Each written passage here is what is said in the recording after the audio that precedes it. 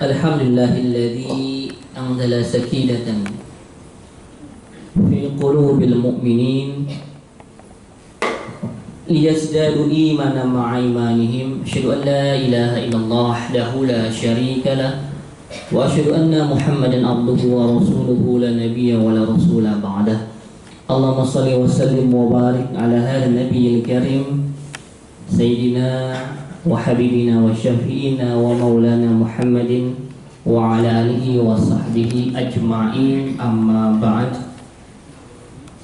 Wa qala Allah ta'ala fi kitabihil karim, a'udzu billahi minasy syaithanir rajim, ya ayyuhalladzina amanu taqullaha haqqa tuqatih wa la tamutunna illa wa antum muslimun. Segala puji bagi Allah yang telah menganugerahkan berjuta-juta nikmat kepada kita. Nikmat iman, nikmat Islam, nikmat sehat walafiat. Hingga detik ini kita masih diberikan kesempatan hidup di buminya Allah dengan tetap memegang komitmen keimanan kita, dengan tetap memegang komitmen keislaman kita. Semoga Allah Subhanahu wa ta'ala telah mematikan kita dalam keadaan sebagai seorang muslim. Amin ya rabbal alamin. Bapak Ibu sekalian, harusnya hari ini ada materi yang kami tampilkan, tapi ternyata waktunya sangat terbatas. Jadi insya Allah kata panitia akan di-share materi yang akan kami sampaikan. Sebelumnya, tak kenal maka ta'aruf, bukan tak sayang. Tak kenal maka ta'aruf. Perkenalkan, saya Hilmi Firdausi. Saya tinggal di Sentul, dekat Ustadz Arifin Ilham. Kalau sempat zikir akbar awal bulan, mampir-mampir ke rumah saya insyaallah. Jangan banyak-banyak, rumah saya nggak gede. Ya, saya alhamdulillah seorang praktisi pendidikan. Saya memiliki sekolah Islam terpadu. Saya mengelola juga pondok penghafal Quran di Sentul. Selain berdakwah keliling, saya aktif juga berdakwah di dunia maya. Mungkin kalau yang pernah ke forward di WA-nya tulisan saya Hilmi Firdausi, itu biasanya saya hobi pakai depannya dear-dearan semua. Dear ini, dear itu biasanya tulisan saya. Jadi alamat Facebook saya Hilmi Firdausi, Instagram dan Twitter saya @hilmi28. Karena hari ini dakwah melalui media sosial itu jauh lebih efektif dibandingkan dakwah konvensional. Insya Allah hari ini kita akan membahas tema yang sebenarnya buat ngantuk ini nggak cocok, ya. Waktunya waktu istirahat makan siang, waktunya leyeh-leyeh disuruh menyimak materi ukhuwah Islamiyah. Ini materi yang lumayan agak berat sebenarnya, tapi akan saya buat simpel, sederhana. Saya akan coba buat sederhana. Ukhuwah Islamiyah menuju persatuan umat yang lagi happening kemarin di media sosial, pengusiran, pembubaran, pengajian Ustaz Khalid Bersalamah. Itu sebenarnya bukan yang pertama. Ada beberapa kali kejadian pembubaran, dan tidak hanya pembubaran Ustaz, ada acara yang lain-lain pun kadang-kadang dibubarkan. Kenapa itu? Karena perbedaan ikhtilafiyah furu'iyah. Kalau antum tanya semua kepada orang NU, kepada kemarin yang mengaku Banser membubarkan acara itu, mereka juga punya excuse sendiri, punya alasan sendiri kenapa itu dibubarkan dan sebagainya. Itulah perbedaan furu'iyah. Karena itu benar sekali kata ulama, al-Islamu mahjubun bil muslimin. Begitu katanya. Agama Islam itu terhalang oleh orang Islam sendiri. Maksudnya apa? Islam itu sudah indah, sudah sempurna, sudah syamil, sudah kamil. Semua hal ada dalam agama kita. Dari mulai kita bangun tidur sampai tidur lagi, dari mulai hal sepele, mulai istinja, dari mulai kita bersih-bersih, toharoh, sampai masalah hukum negara, Islam semua lengkap mengaturnya. Tapi permasalahannya seringkali ada oknum-oknum Muslim yang menjadikan Islam itu gak kelihatan kinclongnya.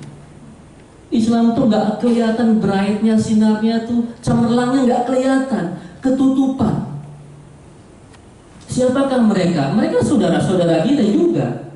Mereka saudara-saudara kita. Mereka juga seorang Muslim.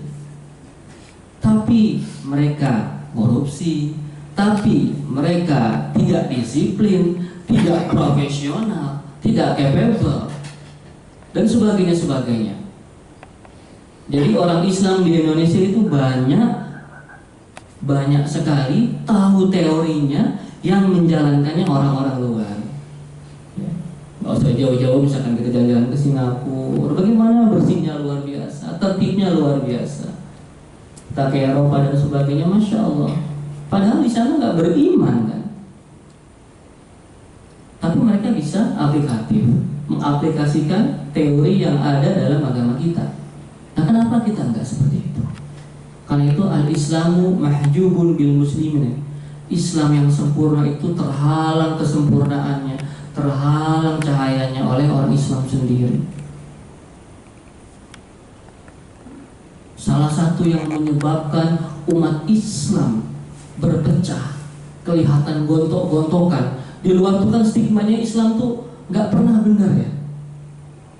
Di luar tuh orang-orang luar mencap agama itu agama yang jorok, yang kotor, agama yang gak jauh dari kekerasan, terorisme. Subhanallah, itu bukan agama kita. Tapi itu sudah terlanjur tercap sama kita semua. Sudah terlanjur tercap sama agama kita. Lalu bagaimana cara kita mengatasinya? Salah satu yang menyebabkan umat Islam berpecah adalah perbedaan furu'iyah tadi. Apa sih perbedaan furu'iyah itu? Furu'iyah itu hal-hal cabang ya Bapak Ibu sekalian. Jadi kalau Islam itu ada namanya usul. Usul itu pokok. Ya, rukun Islam, rukun iman, itu kan pasti nggak bisa ditawar-tawar ya. Kita semua sama insya Allah ya.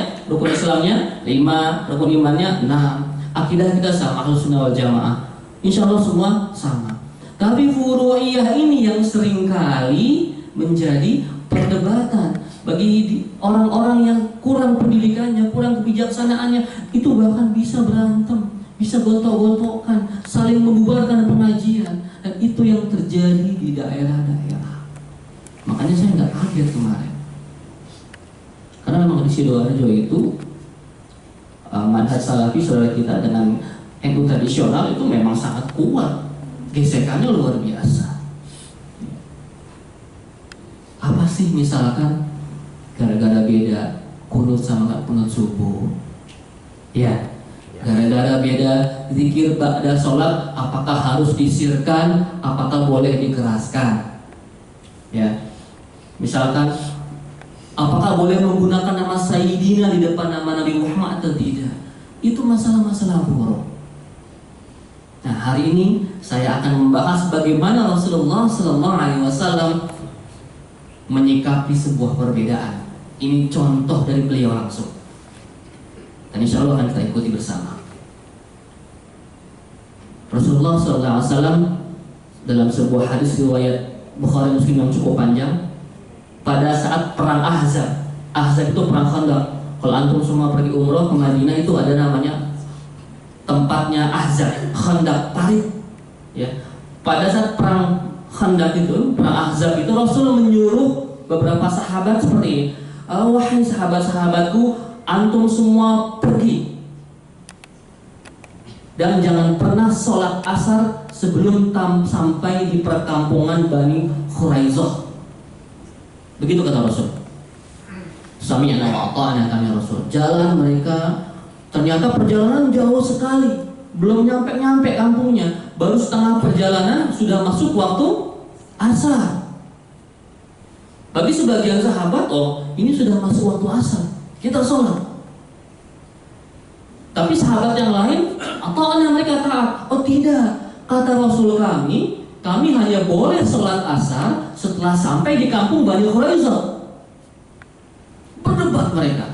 Ya sudah, nafsi-nafsi, yang mau asar monggo, kami akan tetap sholat di Bani Quraisyah. Sampai di perkampungan Bani Quraisyah sudah isya, dan mereka sholat semua di rapel, dari mulai asar, maghrib sampai isya. Sampai ke Madinah, laporan semua, ceritain masing-masing punya alasan sendiri-sendiri. Rasulullah apa yang dilakukan? Cuma nyengir aja, senyum. Semuanya benar, nggak ada yang salah. Tuh. Yang satu dia taat kepada Allah karena sudah masuk waktu asar. Yang satu ada taat sama Rasulullah. Itu saja bedanya. Contoh kedua, pada saat perang Uhud, yang pernah umroh pasti ada tur ya, tur ke Bukit Uhud ya. Di Jabal Uhud itu pada saat Islam hampir menang, dan tiba-tiba satu kelompok pasukan turun ke bawah gara-gara berebut ghanimah. Ghanimah itu rampasan perang. Ditinggalin tuh pos yang buat panah-panah itu. Setelah ditinggalkan, akhirnya umat Islam pecah kasir. Kaum kafir Quraisy dulu masih dipimpin oleh Khalid bin Walid yang belum masuk Islam. Rasulullah pelipisnya berdarah terkena sabetan senjata musuh. Ada seorang sahabat mulia namanya Malik bin Sinan. Sahabat mulia bernama Malik bin Sinan melihat pelipis Rasulullah luka, dia hisap keningnya ini dengan mulutnya. Dia hisap darahnya. Dia hisap cukup banyak darahnya. Masih ada di mulutnya darahnya Rasulullah SAW. Kata Rasulullah, wahai Malik, muntahkan darah itu. Tuh, ditelan semua. Dia telan sama Malik. Rasulullah kagum, sampaikan kepada sahabat yang lain, kalau antum semua mau lihat calon penghuni surga, lihat Malik bin Sinan. Padahal kalau kita telik lebih dalam, pertama, hukum meminum darah itu apa? Haram. Yang kedua, dia tidak taat sama Rasul. Orang disuruh dimuntahin, malah ditelan sama dia. Apakah Rasul marah? Tidak. Kata Malik begini, wahai Rasulullah, bagaimana aku akan memuntahkan darah seorang manusia paling agung di muka bumi ini? Dan aku ingin darahmu bercampur dengan darahku. Itu adab. Ya, itu adab. Walaupun nggak taat, tapi dia mengutamakan adab. Jadi masalah ikhtilaf furu'iyah itu cuma dua. Yang satu taat, yang satu adab. Mana yang salah? Nggak ada yang salah. Dua-duanya benar. Ya, kalau kita tarik ke depan, misalkan Sayyidina Muhammad, dia kan masih debat ya, nggak boleh pakai Sayyidina. Rasulullah tidak pernah mengajarkan sahabatnya memanggil beliau dengan gelaran Sayyidina Muhammad. Betul itu.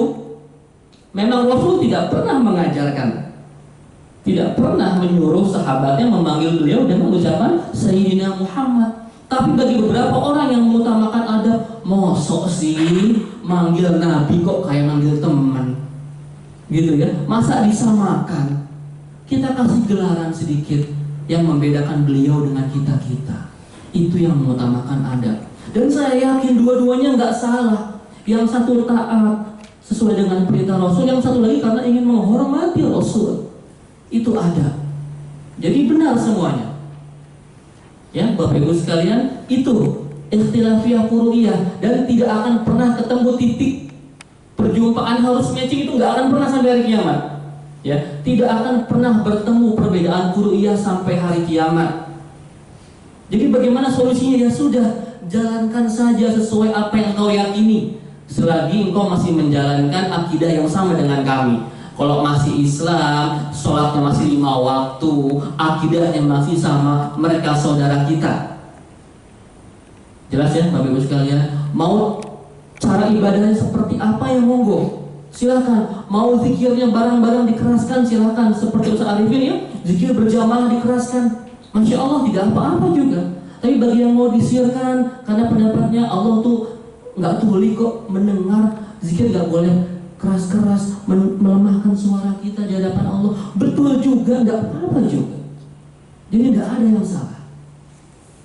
Nah, bagi beberapa saudara kita di daerah-daerah, hal itu menjadi pemicu gesekan-gesekan.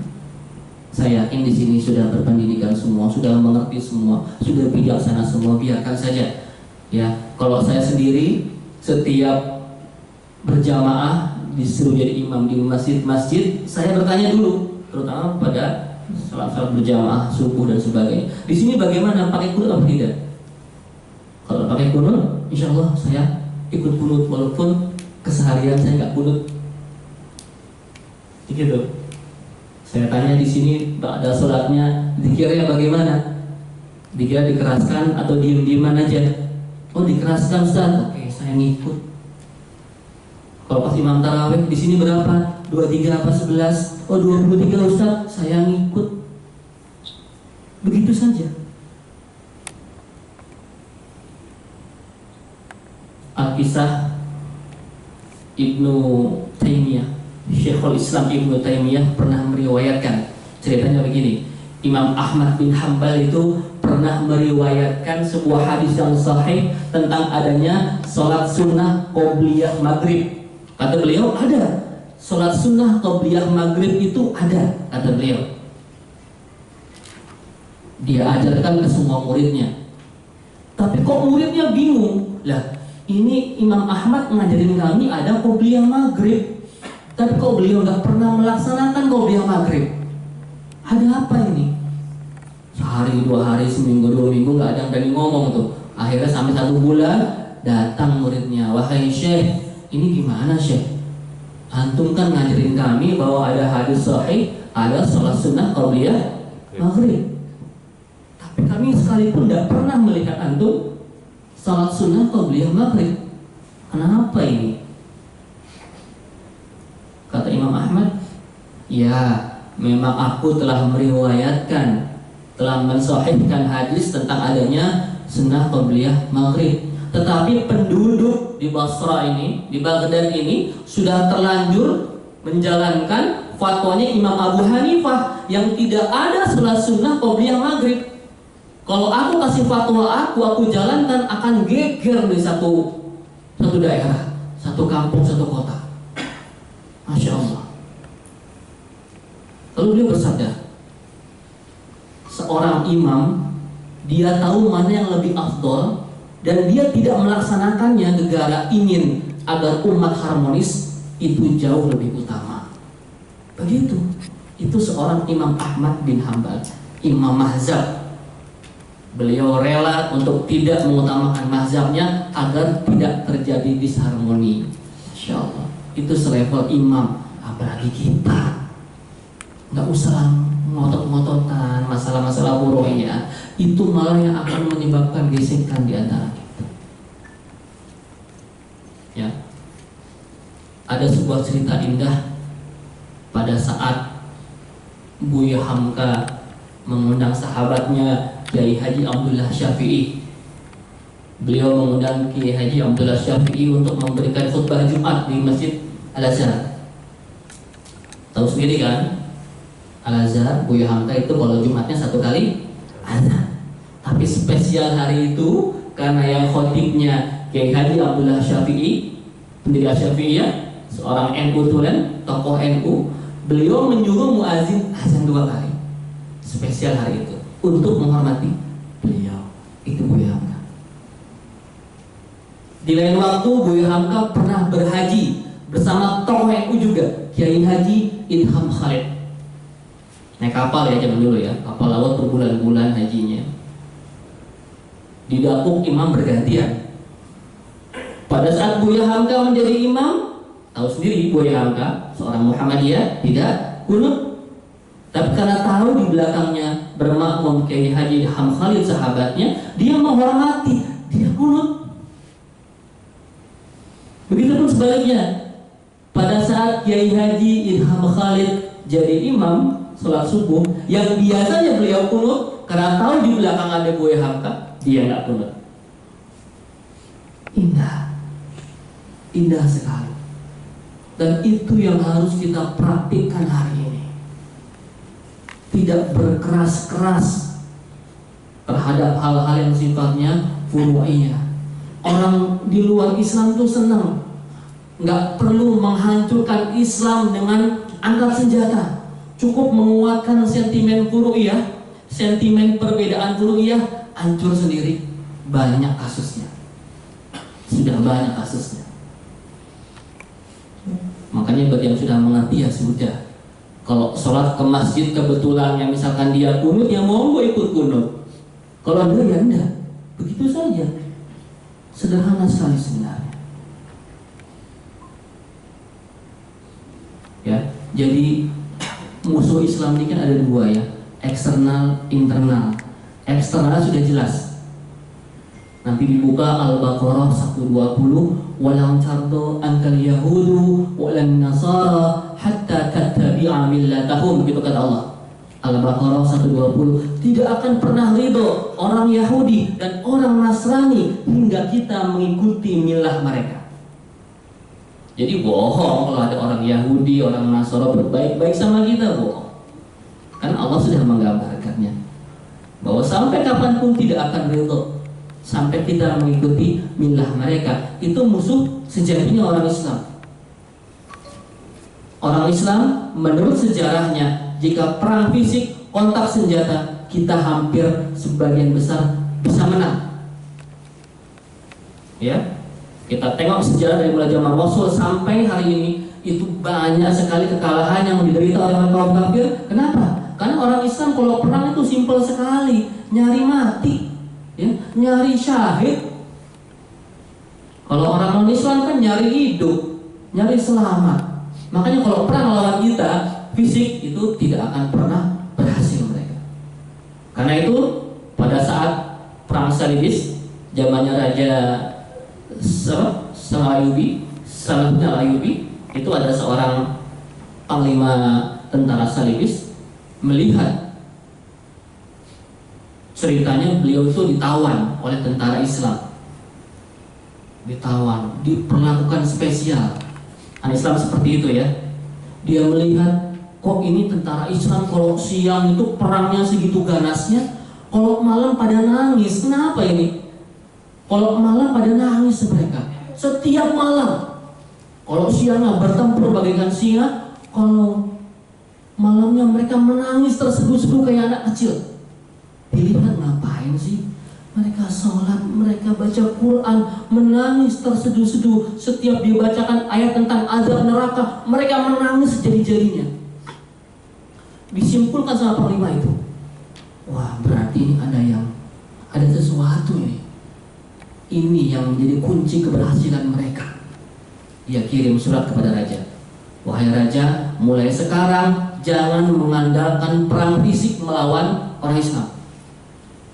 Kita jauhkan mereka dari kitab sucinya. Dan itu sampai saat ini masih berlangsung dengan istilah yang sangat populer, namanya Ghazwul Fikri, perang pemikiran, invasi pemikiran. Dicuci otaknya orang Islam agar jauh dari agamanya. Kita hanya menjalankan ritual seperti biasa, tapi kita nggak punya giroh, nggak punya semangat keislaman. Itu yang diinginkan musuh-musuh Islam. Itu tujuan utama Ghazwul Fikri, menjauhkan orang Islam dari agamanya. Kita memang Islam, kita nggak murtad, tetapi jauh secara esensi dari agama kita. Disuruh membela agamanya, gitu ya. Karena kita sudah jauh dari agama kita. Seperti itu. Jadi Bapak Ibu sekalian, ya, persatuan umat ini amat sangat penting kita realisasikan. Tanpa bersatu, umat Islam akan bercerai-berai. Kita banyak tapi bagaikan buih di lautan. Sedih sekali. Lalu ukhuwah Islamiyah nanti bisa dibuka dalam surat Al-Hujurat ayat 10. Ya, a'udzubillahi minasyaitonir rajim. Innamal mu'minuna ikhwatun. Innamal mu'minuna ikhwah. Fa aslihu baina akhwaykum wattaqullaha la'allakum turhamun. Ini ayat yang populer sekali. Ya, Al-Hujurat ayat 10. Harusnya sampai ayat 13 materi ini. Tapi satu ayat aja dulu ya. Sesungguhnya orang-orang beriman itu ikhwah, bersaudara.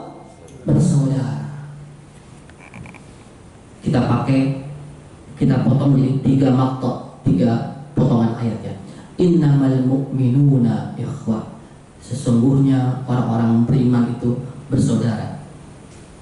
Iman. Di sini semua saya yakin beriman. Iman menurut Ahlus Sunnah wal Jamaah, kesepakatan para ulama, ada 3 hal yang harus dilakukan. Yang pertama apa? Iqrarun bil lisan. Ngomong dulu, nggak boleh nggak ngomong. Harus bersyahadat. Wa tasdiqun bil qalbi. Ini nggak ketahuan. Ya. Kalau masalah hati kan nggak ketahuan ya. Wa amalun bil arkan. Itu 3 pokok bagian iman. Ngomong, diomongkan dengan lisan kita, dibenarkan dengan hati kita, dilaksanakan dengan anggota tubuh kita. Jadi bohong kalau cuma ngaku beriman, ngomong beriman, merasa membenarkan dengan hatinya, tapi disuruh membela Islam, disuruh berjihad, berjuang, nggak mau, itu disangsikan keimanannya. Ya, karena iman itu adalah 3 bagian yang tidak bisa dipisahkan. Ya, itu iman. Rasulullah SAW itu buat parameter keimanan ternyata bukan pakai hal-hal yang susah. Ya, banyak sekali hadis yang mengukur keimanan kita pakai hal-hal sepele, sederhana. Misalkan gini, ada sebuah hadis riwayat Bukhari Muslim.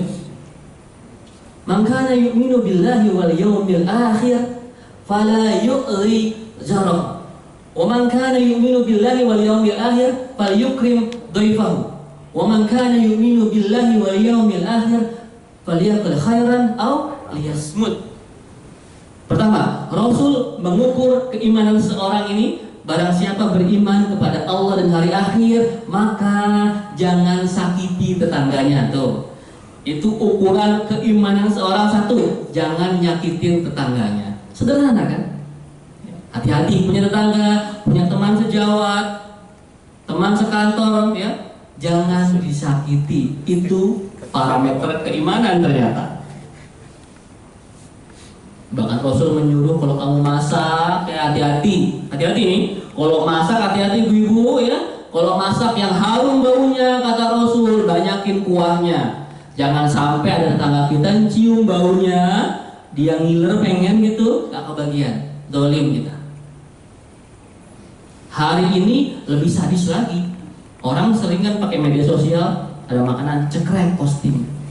Nah, itu termasuk diantaranya. Kalau bahasa Sunda, ada orang Sunda di sini, namanya ngabilita, mengen-mengenin, ngiler-ngilerin gitu.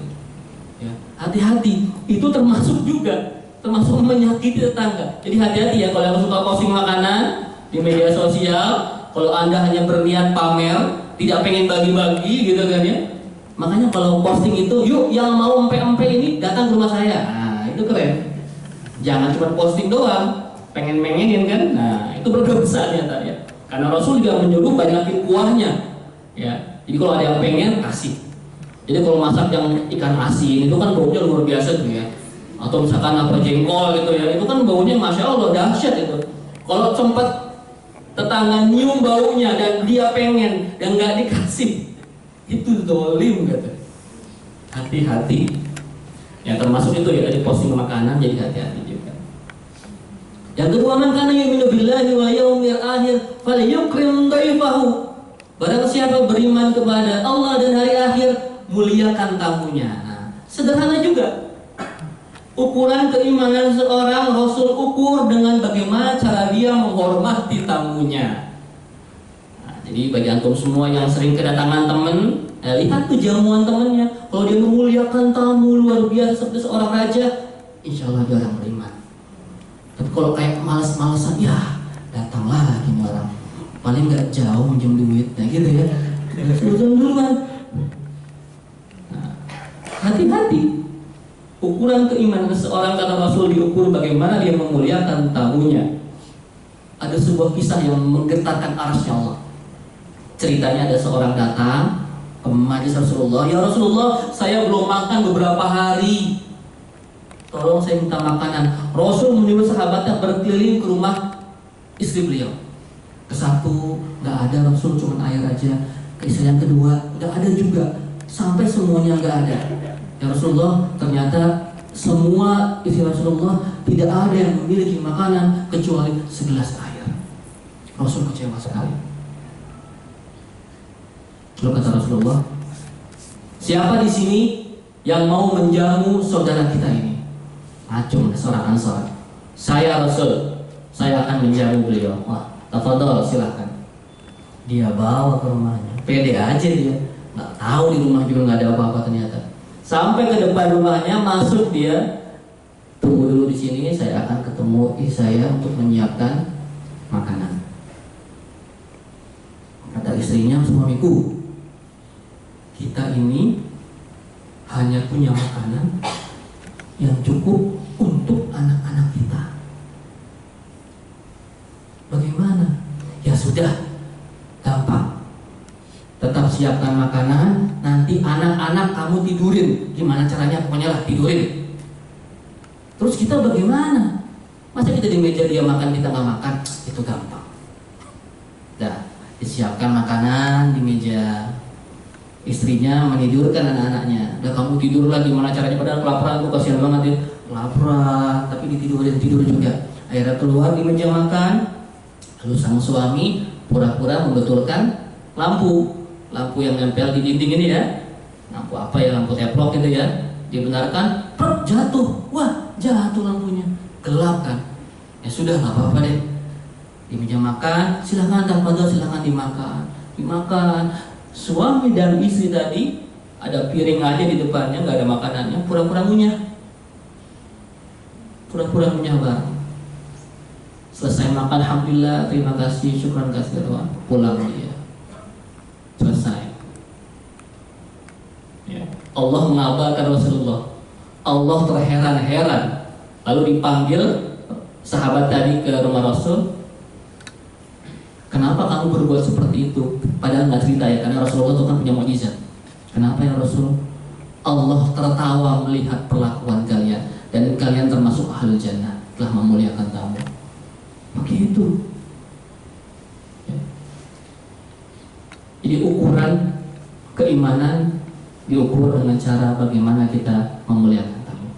Yang ketiga, man kana yu'minu billahi wal yawmil akhir falyakul khairan aw liyasmut. Nah, ini yang paling agak-agak susah.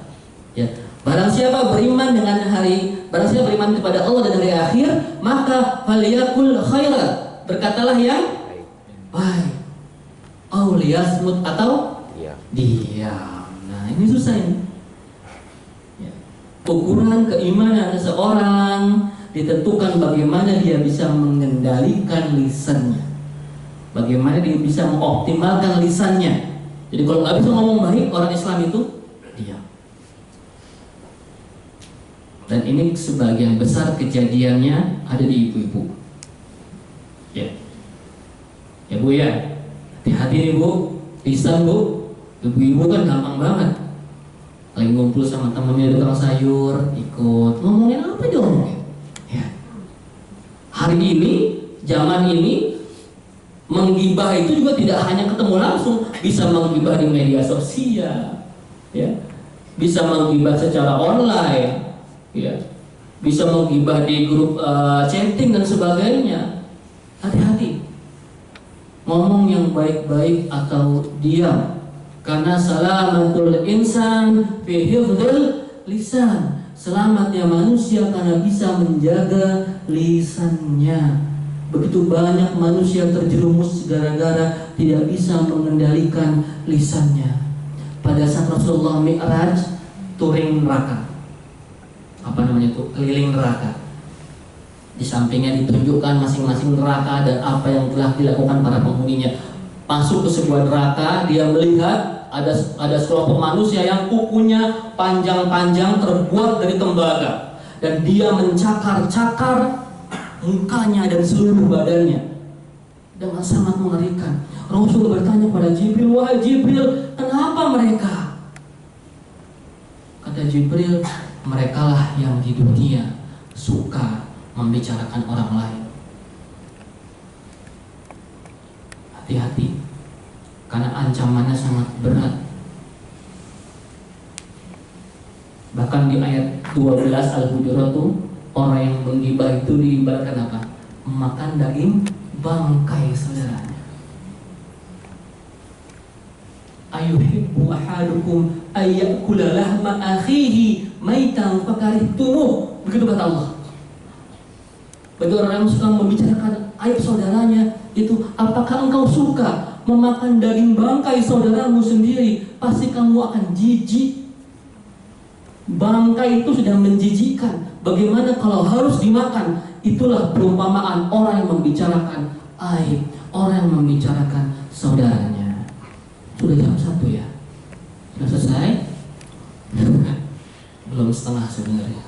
Tapi nggak apa-apa, insya Allah kita akan lanjutkan di silaturahim lain insya Allah. Kalau ada kesempatan lain, ada tanya jawab terbatas, insya Allah.